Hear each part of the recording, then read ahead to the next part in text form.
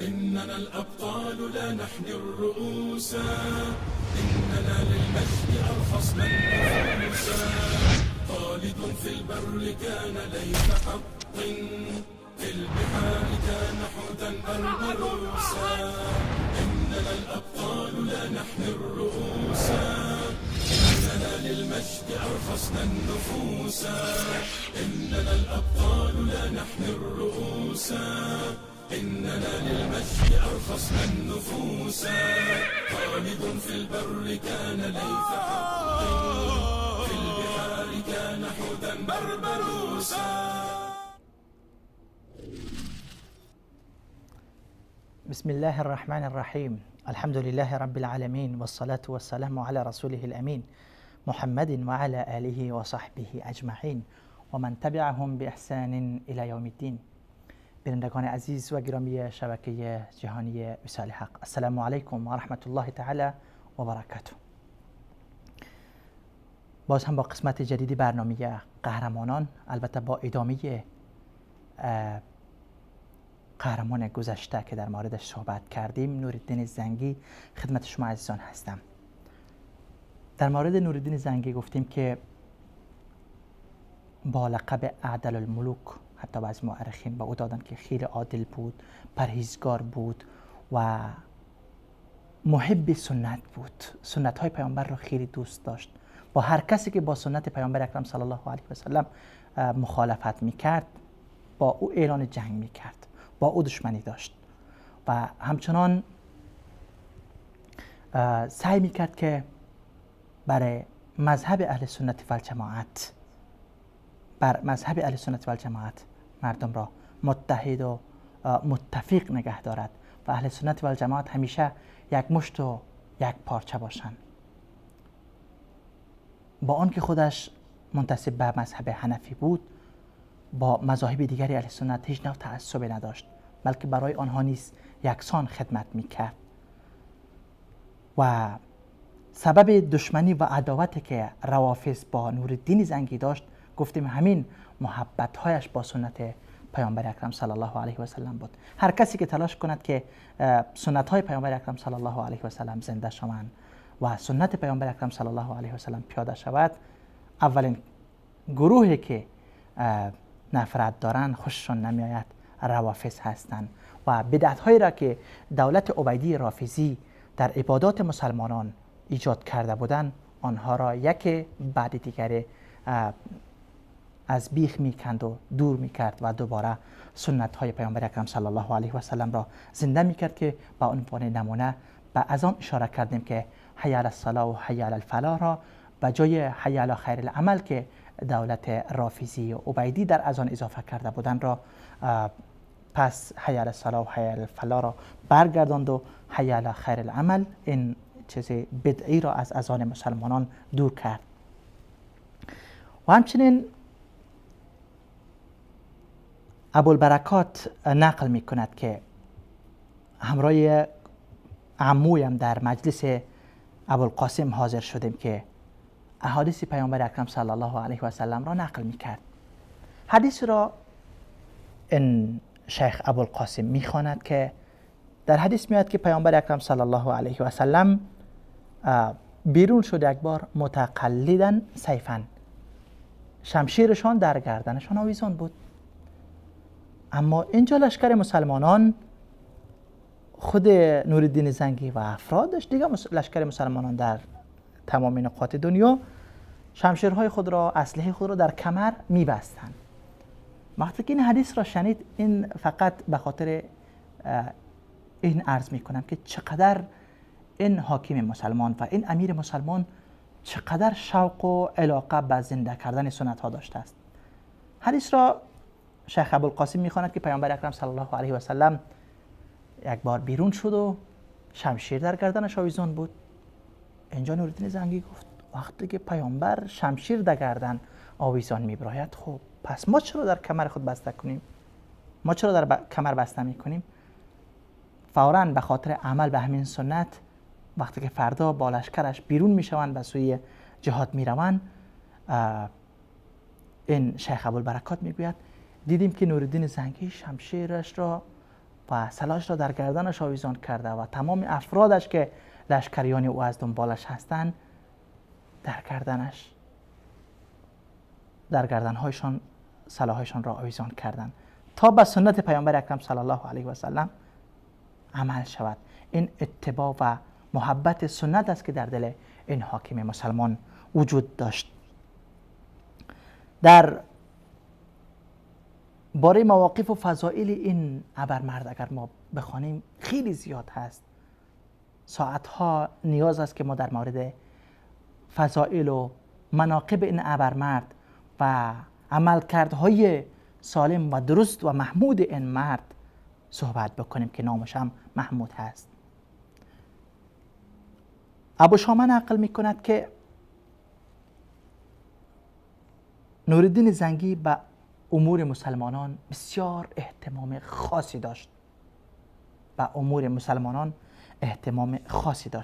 یک بار در یک مجلس حدیث خوانده می شود و حدیث از جمله احادیث مسلسل با تبسم هست. یعنی شیخ وقتی که حدیث را میخوانه در اون حدیث میآید که شیخ تبسم کرد، این شاگردش هم باز تبسم میکنه، بعد این هم به شاگردش که مقطع نقل میکنه تا به مو عادتی که استادش داشت به او عمل بکنه تبسم میکند. خب به هر صورت این حدیث در مجلس نورالدین زنگی قرائت می شود و یکی از شاگردان از نورالدین زنگی می خواهد که شما هم تبسم کنید، چون این حدیث را از اول که ما شنیدیم به همین شکل است که استاد هم تبسم میکنه و شاگرد هم تبسم میکند. اینجا نورالدین زنگی قهر می شود، فغضب من ذلك، قهر می شود و میگوید که اینی لاستحیی من الله تعالی ان یرانی مبتسما والمسلمون محاصرون بالفرنج.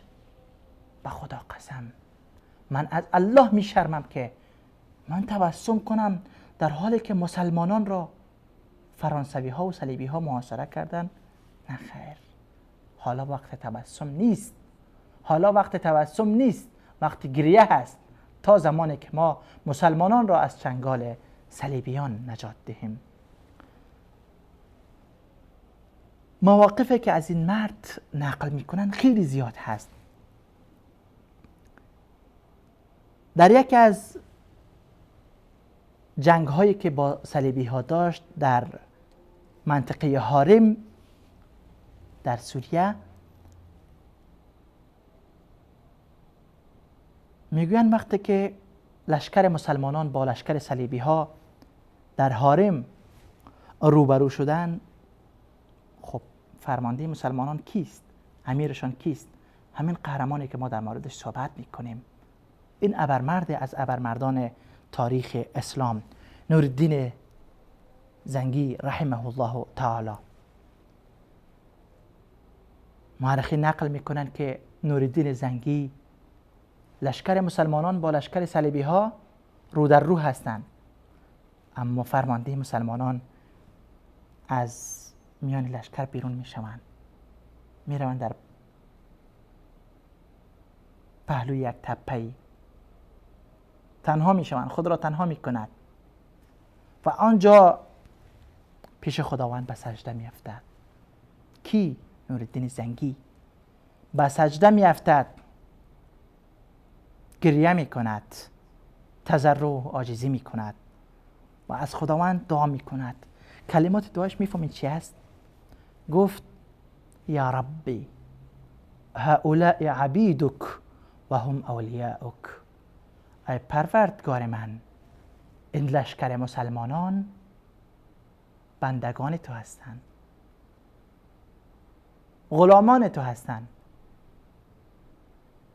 و اولیاؤک و در عین حال دوستداران تو هستند. این لشکر مسلمانان بندگان تو هستند و دوستداران تو هستند. و هؤلاء عبیدک، اون لشکر صلیبی ها هم مخلوقات تو هستند، مخلوق تو هستند، اونا هم بندگان تو هستند. و هم اعداؤک، آنها دشمنان تو هستند. این لشکر مسلمانان هم بندگان تو هستند اما دوستان تو هستند، و آن لشکر صلیبی ها که بندگان تو هستند اما دشمنان تو هستند.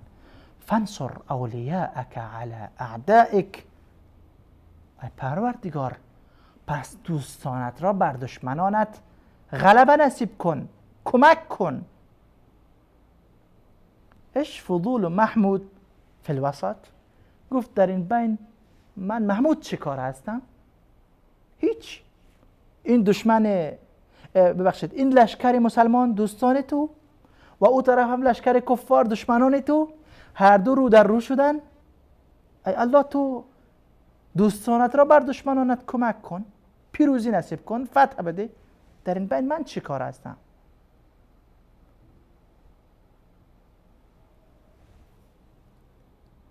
اینجا نورالدین ادامه میدهد، در دعای خود میگوید که یا رب، ان نصرت المسلمین فدینک نصرت.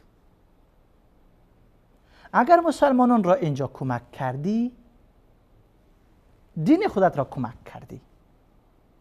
فلا تمنعهم النصر بسبب محمود ان کان غیر مستحق للنصر.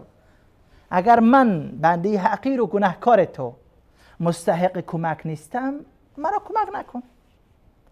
من برای خودم کمک نمیخوام، من را کمک نکن. اگر من مقصر هستم، گناهکار هستم، اگر محمود مقصر و گناهکار هست، محمود را کمک نکن. اما دینت را، دوستدارانت را کمک کن در مقابل دشمنانت.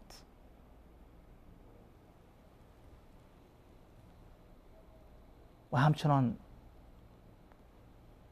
محمود نورالدین زنگی، این قهرمان ما، در دعای خود میگوید که اللهم انصر دینک ولا تنصر محمودا.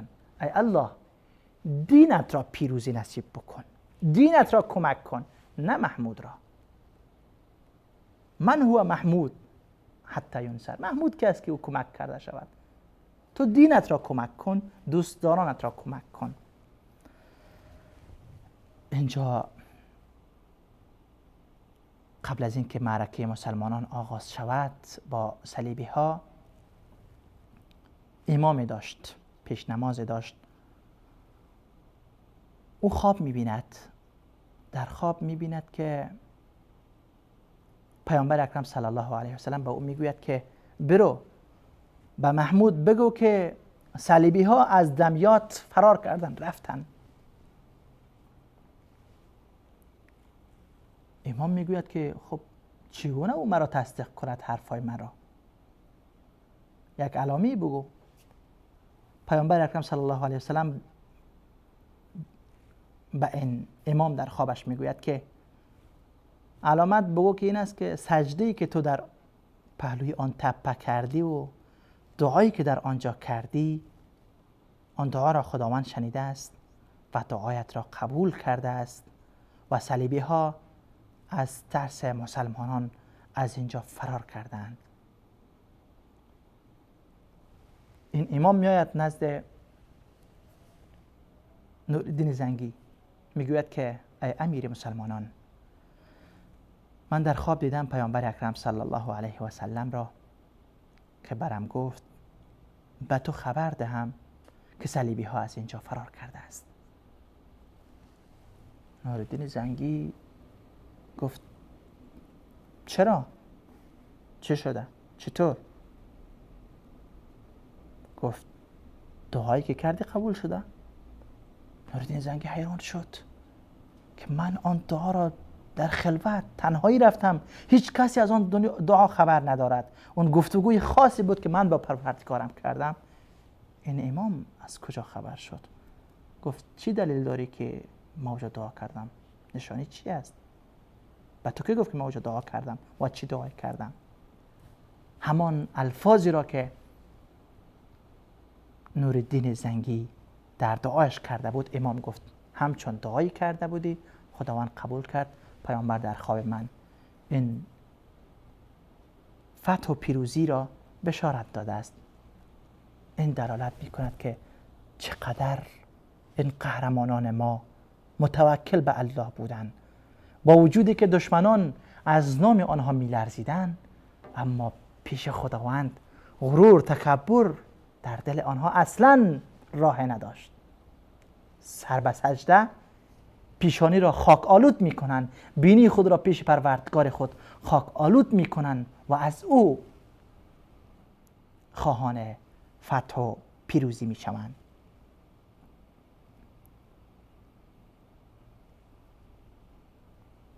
همچنان از ابو شامه نقل می کنند که از عادت نورالدین زنگی این بود که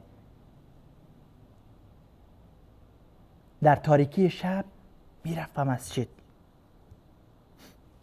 تا طلوع صبح عبادت الله را می کرد، تهجد می خواند و بعد از نماز صبح باز منتظر می نشست تا اشراق شود، نماز اشراق را می خواند و باز به خاطر کارهای رعیت خود بلند می شد و می رفت.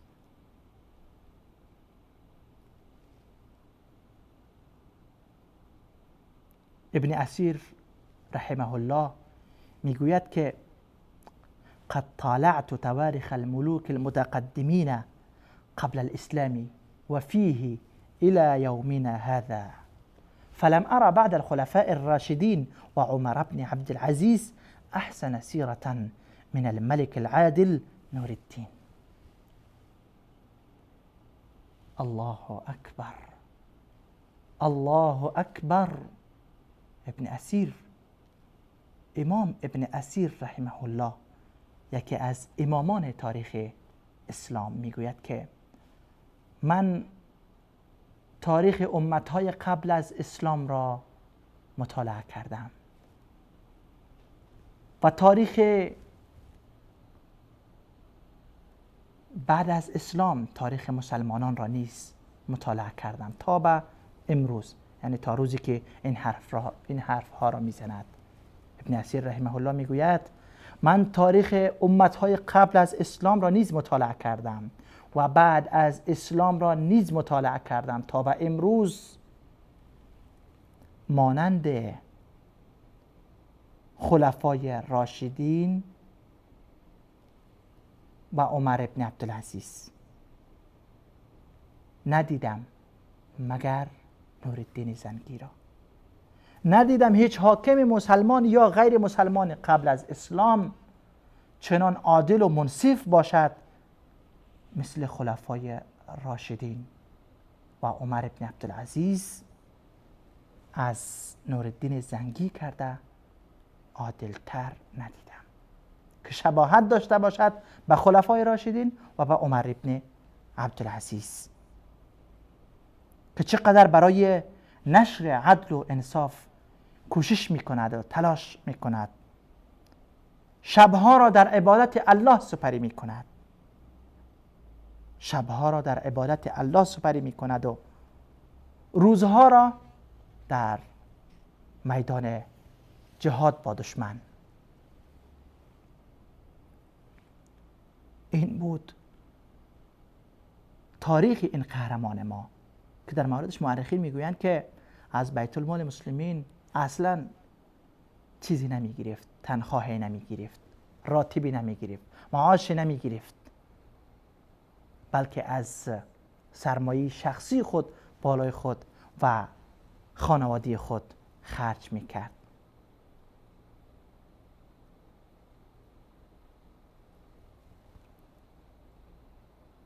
دکتر عایض قرنی